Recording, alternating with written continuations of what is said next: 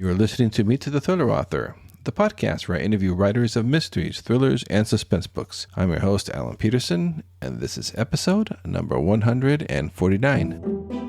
On this episode of the podcast, we'll be meeting Jeffery Deaver, who is an international #1 best-selling author. His books are sold in over 150 countries and have been translated into over 25 languages, and he sold over 50 million copies of his books worldwide. His first novel, featuring the Lincoln Rhyme character, The Bone Collector, was made into a major motion picture starring Denzel Washington and Angelina Jolie.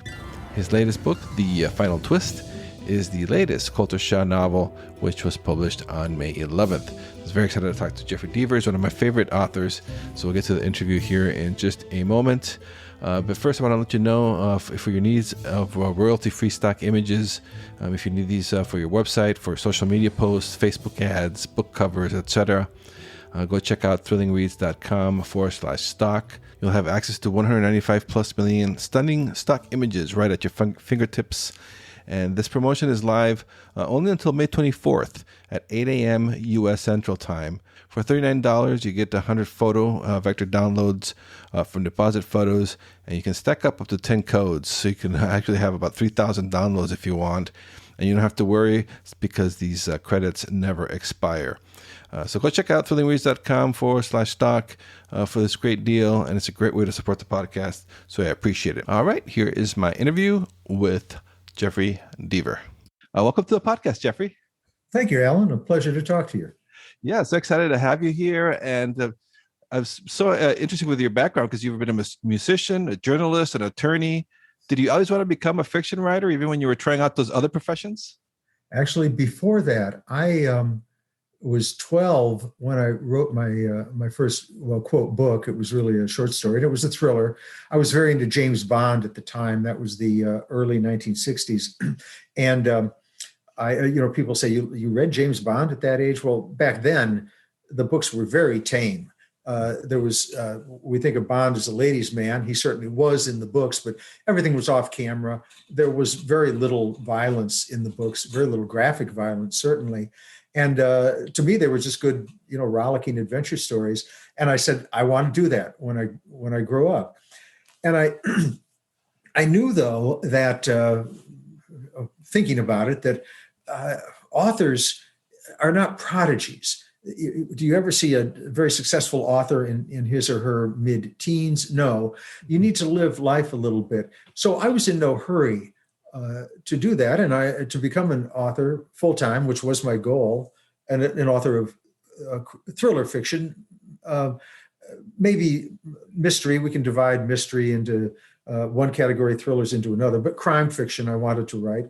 And I just had to do other things until then, make some money, have some fun, and learn a little bit about life. And so it wasn't until my mid-30s that I decided it was time to get serious and get back to my goal. And so I started publishing then. And after, I think, 6 books, I was able to quit my law job and write full time. And that was over 30 years ago. Well, yeah, this is definitely a profession that requires patience, right? Oh, absolutely. And so you said you were a fan of James Bond as a kid. So is that the reason why you were attracted to crime fiction and thrillers in general and mysteries? You were a fan of the genre as a reader? Yes, I was. And I read also John D. MacDonald, Travis McGee, Dashiell Hammett. I read Raymond Chandler, though I found Raymond Chandler, frankly, to be moving a bit slow. He was a great psychological profilist, but he was not one of my favorite. I read Agatha Christie, Georges Simenon, the French writer who apparently could turn out a book in a day. And I love the movies of Alfred Hitchcock. I guess what I was attracted to, and I will say I read sci-fi as well and fantasy, but what I was attracted to was the fact that a crime story, all the ones I was drawn to moved very quickly, which I liked. That's what my books do now. They race along, and they dealt not only with the crime, but with other issues too. And the other issues could be the relationships between the hero and his or her love interests, relationships between siblings possibly, and that did not necessarily affect the plot, but it drew us into those characters. And the crime fiction also explored important issues, social issues, like the social issue that I get involved in the final twist, the interplay between corporations and politics, which sounds very abstract, but once you get into the book, you see that it's a very real and very insidious connection.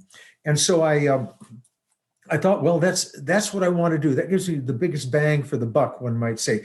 I want to engage readers. This is my goal: engage readers emotionally on every single page. So crime fiction, you've got your crime plot, you've got your personal relationship plot, and you've got your overarching, let's call it a social issue plot of some sort. And that's why crime fiction is so appealing to me, and why I've stuck with it all these years. Yeah, and I've been reading The Final Twist, and I really enjoy it. And actually, I live in San Francisco, so it's been fun to follow Coulter around all over the city. Oh, can I ask you what neighborhood? Because I lived there too. It was quite a while ago. But what area are you in? Are you in one of those newly redeveloped areas? Well, I'm in between the Castro and Twin Peaks, so right in the middle of the city. Yeah. And so, I think they call it Corona. What do they call it now? Yeah, they keep changing adding new neighborhoods. It's all those crazy acronyms. Yeah. I don't know if you're familiar with Buena Vista Park. I'm not too far from there. Yeah, of course. Yeah. So it's been a lot of fun seeing them running around Soma and the Mission. Adds a little more. Well, I tried to make, as I do in all of my books, I try to make the location a separate character. For instance, in the Never Game, the first one, which takes place in Silicon Valley, I tried to make Silicon Valley come alive. And I wrote a book many years ago called The Blue Nowhere, and traveled to Silicon Valley to study it. That was in the 90s, just that when the tech bubble was starting to inflate. But I learned things like, for instance, East Palo Alto, not far from the Stanford campus, and the home of Hewlett Packard and Park, the IBM Park. I can't remember what it's called now. East Palo Alto was the most per square block, per square mile, however they defined it, the most dangerous neighborhood in the United States. It's all changed now, of course. Been redeveloped, but that kind of brought Silicon Valley to life. The Goodbye Man, last year's book with Coulter Shaw, was set in the mountains overlooking Mount Rainier in the wilderness of Washington State. And so I wanted to bring that alive, and I brought, I think, San Francisco to life, because it is such a multicultural city. Such a wonderful mix, and it gave me the opportunity to look at some of the dark sides of it, the gang activity and so forth there. Yeah, I thought I was reading in your bio that you were when you were a musician and you taught music when you were in San Francisco. Yeah. Well, I wanted to be for the time until I could write my novels, or maybe while I was writing my novels, I wanted to be a singer-songwriter. And I had no problem with the songwriting part. In fact, a few years ago, to accompany my novel XO, I wrote an album of country western songs that was produced. I mean, you can find them on Spotify and Pandora, or YouTube if you like. And but the singing part, so singer-songwriter, two parts of the job description. Songwriting, not a problem. Singing, problem. I didn't have the voice or the musicianship for that, but it was fun to be up in North Beach on Grant, and played at the Coffee Gallery and some of those, the boarding house, some of those clubs. I don't know that they're there anymore. Well, this was a long time ago, but it was great fun. Very exciting time to be in the city. Yeah. So can you tell us a little bit then for the listeners from there about the Final Twist? Can you tell us a little bit about that book and how that came together? Sure. I've had in mind for a long time the concept of writing a political book in which corporations are by no means all nefarious. We know that. Corporations are allowing us to do this right now. Corporations built the computer that I am on and that I write my books on. But I think we can all agree that there is the opportunity for malfeasance when a group of people get together and responsibility for actions become rather diffuse.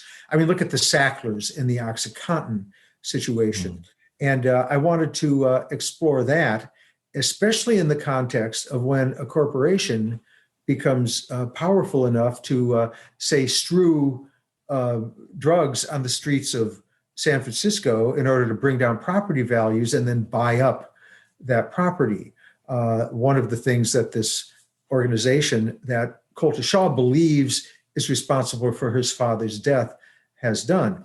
And then you combine that with the corporation's eyeing Sacramento, the seat of government in California, and suddenly we're dealing with an incredibly dangerous potential there that would affect human rights. It would affect immigrants' rights. It would affect LGBTQ rights, everything.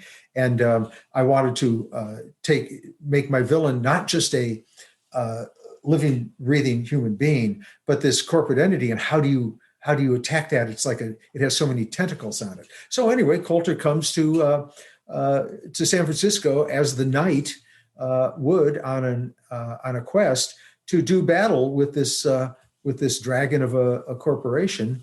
And meanwhile, he has to rescue a young girl from the streets of San Francisco after she's been kidnapped for reasons that are rather complicated. And so the story just takes off from there. It's the typical Deaver. It takes place over about 2 days, 3 days maybe. Lots of internal reversals. We get to the end of the book. It's all solved, all taken care of. And every question is answered, and yet not.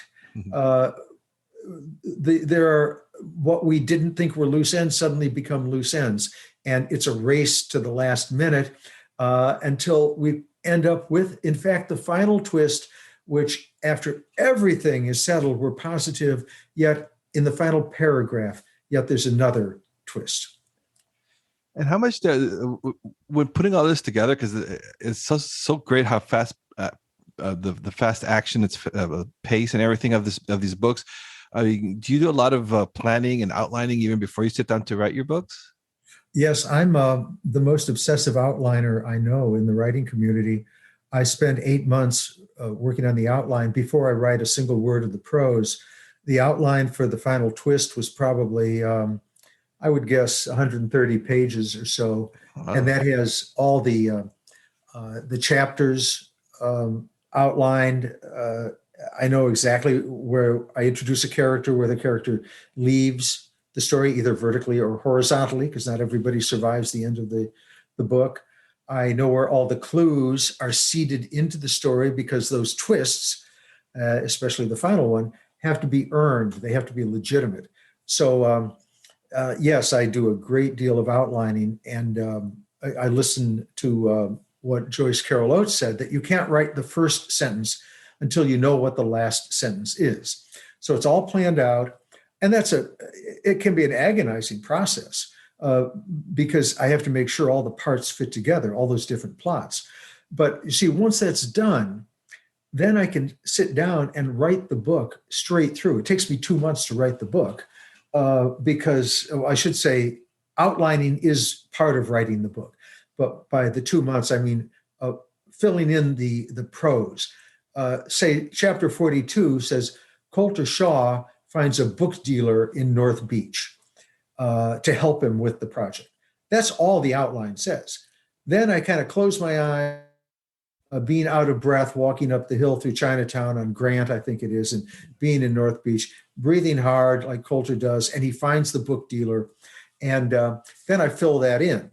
And then I might jump to chapter 2. I haven't written that yet, but I know what it's going to be. And great writers, they don't use outlines, but they really do, because they do it in their head. I just can't do it in my head. I need to get it down on paper. I'm a little too scattered to rely on my brain for that. And what's the balance of like when you're doing all the research of not putting too much of that information in there that's going to slow the story down, and is that a delicate balance when you have all that research in front of you? Yes, it is a balance. The trick to that is I tend to throw it in, and then on rewrite, and I do a great deal of rewriting. I'll rewrite 40 or 50 times. Then I see that I was a little enamored of this fact about maybe the market district. I went back in history a little too much. Naturally, the great earthquake has to figure in any book about San Francisco. The earthquake which destroyed 3/4 of the city. And that's a very important plot element in the story. And there was much more about the earthquake than needed to be in the book. So out came, 20 pages, well, not 20 pages, out came probably 7 pages of the earthquake. And you can't write about San Francisco without thinking about the San Andreas Fault. And so I had to throw a little of that in. And so then that came out because it didn't need to be in the book. So, polish, polish, polish. And the number one rule in your head is that I do what I do for the readers, not for me. I get paid to write things, to make up stories. That's my pleasure in this whole business. But my job is to make sure I give the readers what they want. And part of that is fast-moving plots that don't digress, that don't go off on tangents, and that may tell a story about a bigger issue, the government, the corporations in this case, but that don't get up on a soapbox. So my personal position will be clear in the book, but at the same time, it's an organic outgrowth of the story. So I don't preach about it, but I let the characters reveal what might be the dangers that I'm concerned about. Yeah, you come up with such amazing characters, like Colter Shah, and then of course Lincoln Rhyme. And I always wanted to ask you because I had an uncle who was a quadriplegic, and so that character was really kind of special to me. And I was wondering how that came about. How did you decide to make the protagonist the quadriplegic, and did you get any pushback from editors or publishers at the time? Yes, for those of your listeners who don't know, Lincoln Rhyme, the hero from The Bone Collector, and the 15th book, The Midnight Lock, will be out in November. He is a quadriplegic. Quadriplegic means he's paralyzed from the neck down, paraplegic paralysis from the waist down, basically. But he's completely paralyzed. He can move his head and shoulders, and now through surgery and some implants can move his right arm. There's been quite miraculous medical advancement in that condition. But I did that essentially because I was tired of superheroes. And I don't mean supernatural superheroes like the Marvel characters. I mean heroes like with all respect to Bruce Willis and Tom Cruise, the thriller hero that could do anything. He knew karate, could outshoot the bad guy, could beat up the bad guy. I wanted a hero who was more like a Sherlock Holmes on steroids, who had no opportunity to go into the field and banter with the bad guy in a bar and then beat him up. And we love those thrillers, movies and books like that. But, realistically, aren't we really more excited about characters who use their minds and best the villain that way? And so I gave it a shot. I said, well, I'll see if it works. And so I created Lincoln Rhyme, gave it to my editor. They had no qualms about publishing it. There was no thinking that he would be a continuing character. And so I went on to write another book. And then Universal picked it up. And I learned that Denzel Washington wanted to play the character Lincoln Rhyme in the movies. And so being a business person first, which I am, as I mentioned, books are products. I said, okay, time for a sequel. And then out he came. And I've had great praise from the disabled community because I create him as a real person. He's not on a pedestal and he's not a cliche. He's just a man who happens to be unable to use most of his limbs. And, we all have things we don't like. I mean, I have some paralysis that actually developed after I wrote The Bone Collector, oddly enough, but it was a condition that has affected my life to some extent. And many people have foibles that they're not happy with. But who are we before anything else? Before our physical incarnation, we are We are our minds, Mhm. our spirits, our hearts, our will, our drive, our passion. And so I think that's why he's become such an enduring character. And I intend to continue leapfrogging Lincoln and Coulter, and I suspect they will meet at some point. Oh, that'd be awesome. Yeah, and I was going to ask you about that too, because you manage to you have several successful series out there. And you're managing all these different series.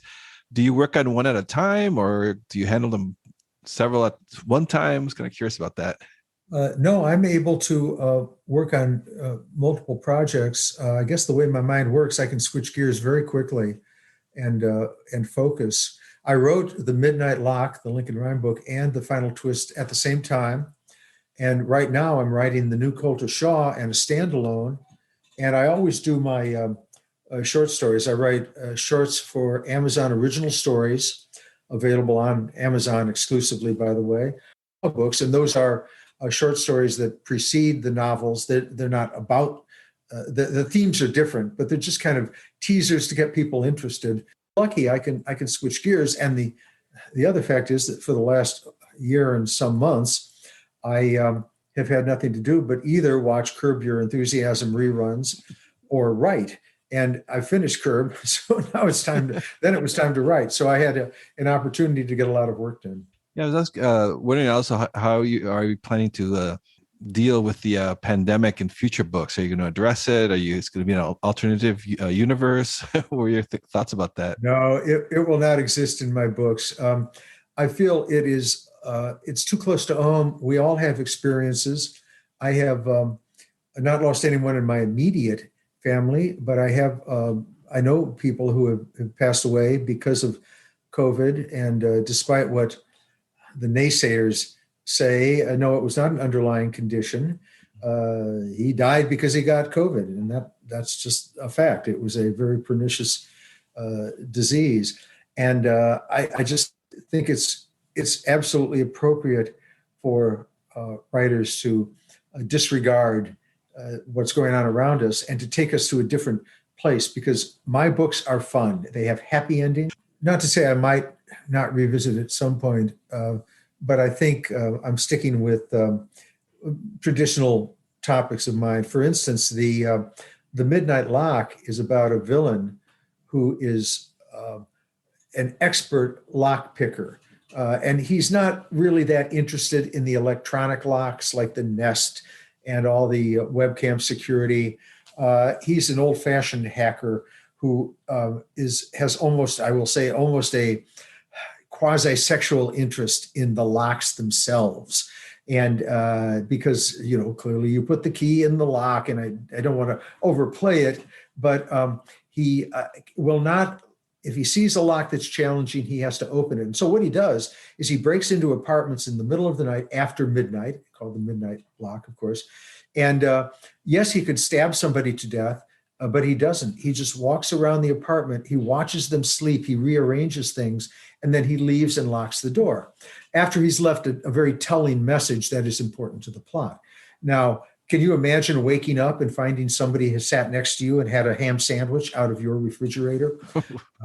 I just found that particularly creepy. So that's the kind of thing I'm going to be continuing to write about.